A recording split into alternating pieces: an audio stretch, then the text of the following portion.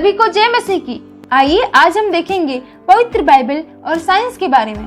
पवित्र पुस्तक बाइबल एक साइंस की पुस्तक नहीं है। साइंस मनुष्य की बुद्धि, खोज एवं परिचय का परिणाम है, परंतु पवित्र शास्त्र बाइबल ऐसे मानवीय प्रयासों से परे है। पवित्र शास्त्र बाइबल ईश्वरीय प्रेरणा द्वारा रचा हुआ ईश्वरीय वचन है। पवित्र बाइबल परमेश्वर की अगम्य ज्ञान का प्रतीक है। उसमें ना तो बढ़ती और ना ही घटती है, परंतु विज्ञान का विकास होता ही रहता है। मानवीय बुद्धि भी ईश्वरीय देन है। इस कारण विज्ञान की अनेक बातें पवित्र शास्त्र बाइबल से मेल खाते हैं। वैज्ञानिकों की कुछ खोज जिनकी चर्चा पवित्र शास्त्र बाइबल में हजारों साल पहले से ही पाया जाता है। पहला, जैसे उत्पत्ति अध्याय 1 उसका 1 से 2 पद। आदि में परमेश्वर ने आकाश और पृथ्वी की सृष्टि की। पृथ्वी बेडौल और सुनसान पड़ी थी और गहरे जल के ऊपर अंधियारा था तथा परमेश्वर का आत्मा जल के ऊपर मंडराता था। यहाँ पर हम 5 विशेष बातों को देख सकते हैं। आदि में यानी समय, परमेश्वर ने आकाश की सृष्टि की यानी अंतरिक्ष, पृथ्वी की सृष्टि यानी वस्तु, परमेश्वर का आत्मा यानी सामर्थ्य या बल, मंडराता था यानी गति। साइंस के मूल तत्वों में भी ये 5 बातें पाई जाती हैं। अंतरिक्ष, समय, वस्तु, गति और बल। दूसरा, पृथ्वी की आयु। कुछ लोगों का गलत धारणा है कि पृथ्वी की सृष्टि 6000 साल पहले हुई, परंतु पवित्र शास्त्र बाइबल में कहीं भी नहीं लिखा है कि पृथ्वी की सृष्टि 6000 साल पहले हुई है। उत्पत्ति अध्याय 1 उसका 1 पद में हम देखते हैं कि आदि में परमेश्वर ने आकाश और पृथ्वी की सृष्टि की। पृथ्वी की आयु 4.5 बिलियन या 4.6 बिलियन या 6 बिलियन या उससे भी अधिक वर्ष हो तो भी पवित्र बाइबल की सच्चाई पर कोई आंच न आएगी, क्योंकि आदि शब्द में कितने भी करोड़ वर्ष हो उन्हें जोड़ा जा सकता है। पृथ्वी की मूल सृष्टि कब हुई या कोई भी सही अनुमान नहीं लगा सकता। उत्पत्ति पहला अध्याय का पहला और दूसरा वचन के बीच में बहुत साल का अंतर है। आदि में परमेश्वर ने पृथ्वी की सृष्टि की। अय्यूब अध्याय 38 उसका 4 से 7 पद। उत्पत्ति अध्याय 1 उसका 1 पद। आदि में जो पृथ्वी की सृष्टि की गई थी वह पृथ्वी बाद में बेडौल और सुनसान हो गया था। उत्पत्ति अध्याय 1 उसका 2 पद में हम देख सकते हैं। कितने समय तक पृथ्वी बेडौल और सुनसान दशा में पड़ा था इसका अनुमान कोई नहीं लगा सकता। यशाया और यिर्मयाह ने देखा कि परमेश्वर के न्याय के कारण ही इस पृथ्वी में बदलाहट हुई है। और कुछ पवित्र शास्त्र के विद्वानों का मत है कि लूसीफर के पाप के कारण परमेश्वर ने पृथ्वी को ताड़ना दी, जिसका फलस्वरूप पृथ्वी बेडौल और सुनसान हो गया। बाद में परमेश्वर ने फिर से पृथ्वी को बनाया। तीसरा, पृथ्वी की आकृति। 15वीं सदी तक लोग यह विश्वास करते थे कि पृथ्वी चपटी है, परंतु कंपास आविष्कार के बाद ही यह बात प्रमाणित हुई कि पृथ्वी अंडाकार है। सैकड़ों वर्ष पूर्व यशाया भविष्यवक्ता ने कहा, यशाया अध्याय 40 उसके 22 पद, यह वह है जो पृथ्वी के घेरे के ऊपर आकाश मंडल पर विराजमान है। घेरे के लिए अंग्रेजी में सर्कल शब्द का उपयोग किया गया है। पृथ्वी अंडाकार है। इस बात का वर्णन पवित्र बाइबल में कई हजार साल पहले से ही कर दिया गया है। चौथा, पृथ्वी ग्रहों के आकर्षण में लटकी हुई है। पृथ्वी के टिकने के विषय में विभिन्न देशों में भिन्न विचारधारा है। भारत के कुछ लोगों के अनुसार पृथ्वी शेषनाग के सिर पर रखी हुई है। अन्य देशों के कुछ लोगों का विचार है कि पृथ्वी विशालकाय कछुए की पीठ पर रखी हुई है।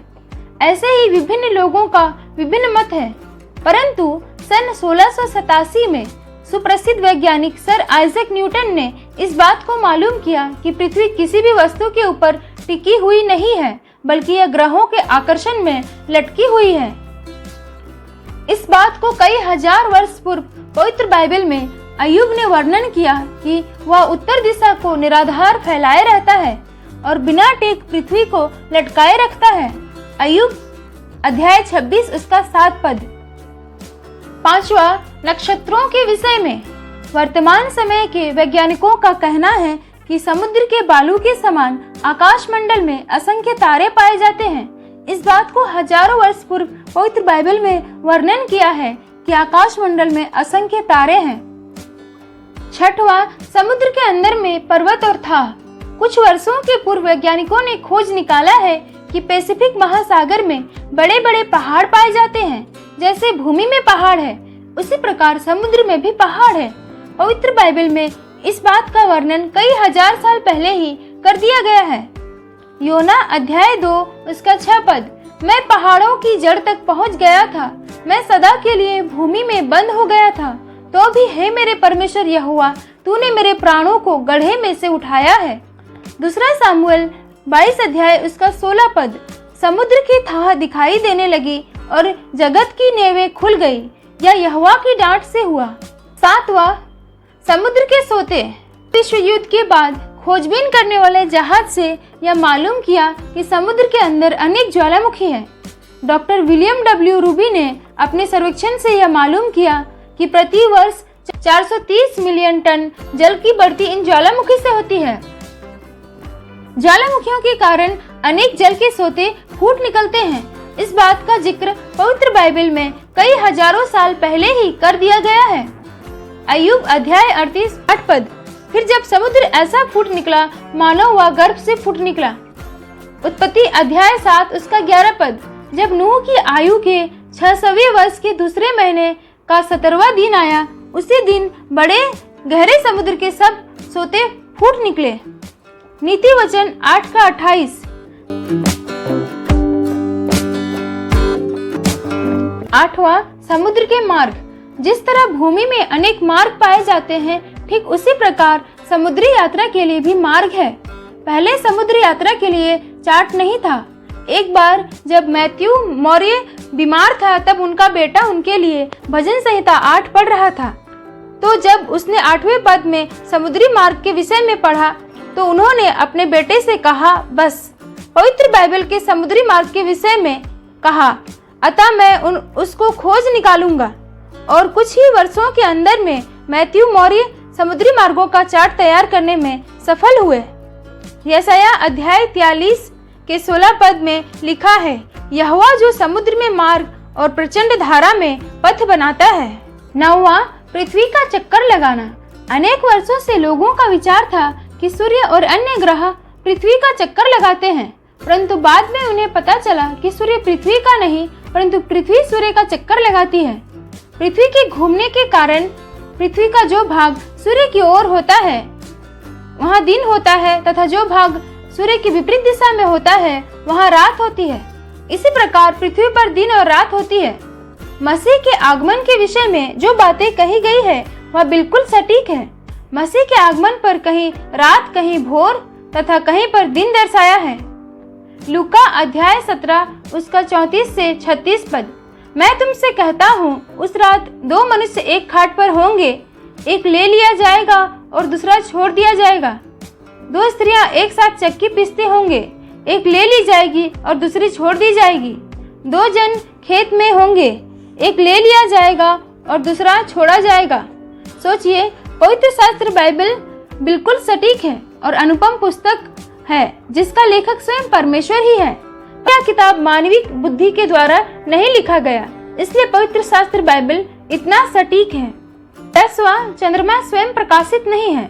इस बात की जानकारी लोगों को हजारों वर्ष पूर्व परमेश्वर के भक्त अय्यूब ने प्रकट किया। अय्यूब अध्याय 25 उसका 5 पद। 11वां, सूर्य, चांद और तारागणों के तेज के विषय में। पवित्र शास्त्र बाइबल में प्रेरित पौलुस ने हजारों वर्ष पूर्व क्या खूब कहा है। पहला कुरिन्थियों अध्याय 15 के 41 पद में लिखा है, सूर्य का तेज और है, चांद का तेज और है, और तारागणों का तेज और है, क्योंकि एक तारे से दूसरे तारे के तेज में अंतर है। 12वां, रक्त में जीवन है। 17वीं शताब्दी में डॉक्टर जोसेफ हार्वी ने पता लगाया कि रक्त में जीवन है, परंतु इससे कई हजार वर्ष पूर्व मूसा ने बताया कि शरीर का प्राण लहू में रहता है। लेवी व्यवस्था अध्याय 17 उसका 11 पद। उत्पत्ति अध्याय 9 उसका 4 पद। 13वां, बिजली का शक्ति। बिजली के आविष्कार के पहले किसी ने कभी सोचा नहीं होगा कि बिजली के द्वारा बड़े बड़े कार्य हो सकते हैं। परंतु अय्यूब ने हजारों साल पहले ही बिजली के संबंध में कहा, क्या तू बिजली को आज्ञा दे सकता है कि वह जाए और तुझसे कहे, मैं उपस्थित हूँ।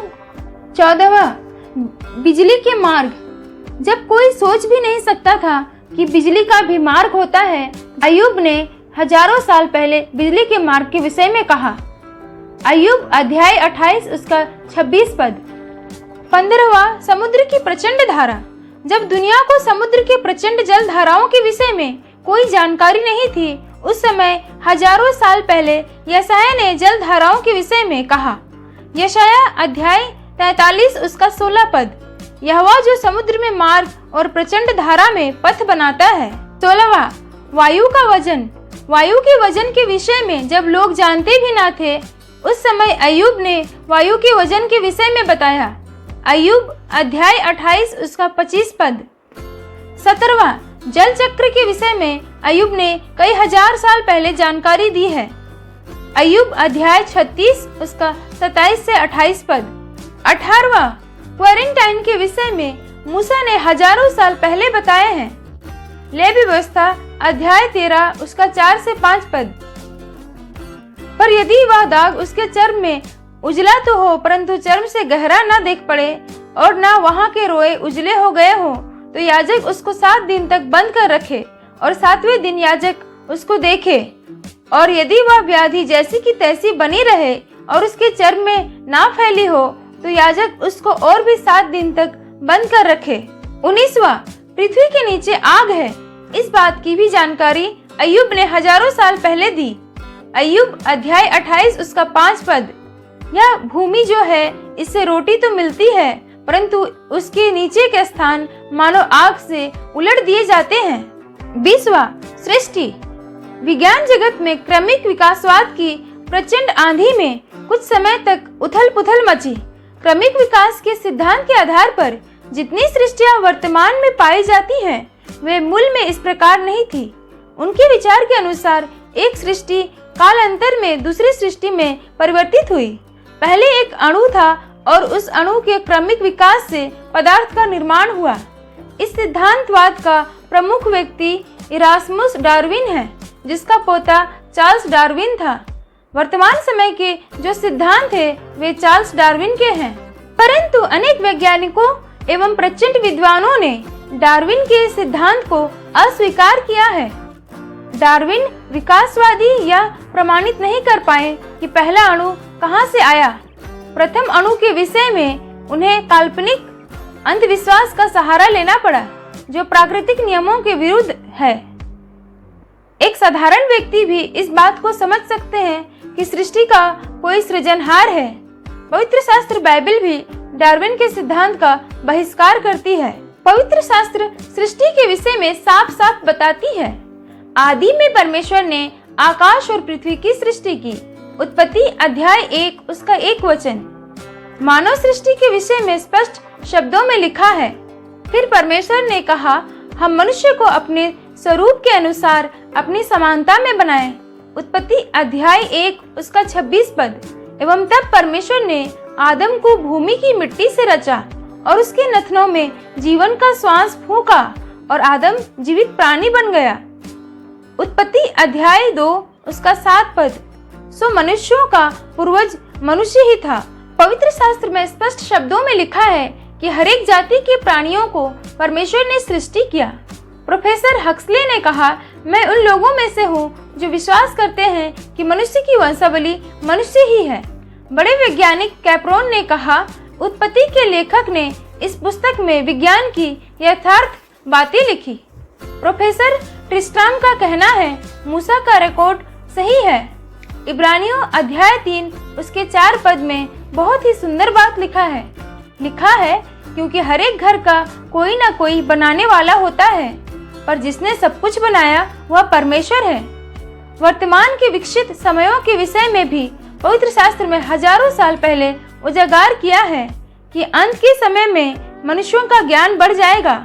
और भी बहुत सी विज्ञान की बातें हम पवित्र शास्त्र में देख सकते हैं। और अभी भी बाइबल की बहुत सी ऐसी बातें हैं जो विज्ञान भविष्य में शायद खोज निकालेगा। सो पवित्र शास्त्र बाइबल एक ऐसा पुस्तक है जो हर एक पीढ़ी के लोगों के लिए परफेक्ट ग्रंथ है। पवित्र बाइबल के लिखने वाले अपनी बुद्धि से इन बातों को नहीं लिख पाते, परमेश्वर की विशेष प्रेरणा से ही वे लिख सके। बहुत बहुत धन्यवाद इस वीडियो को देखने के लिए। परमेश्वर आप सबको आशीष करे।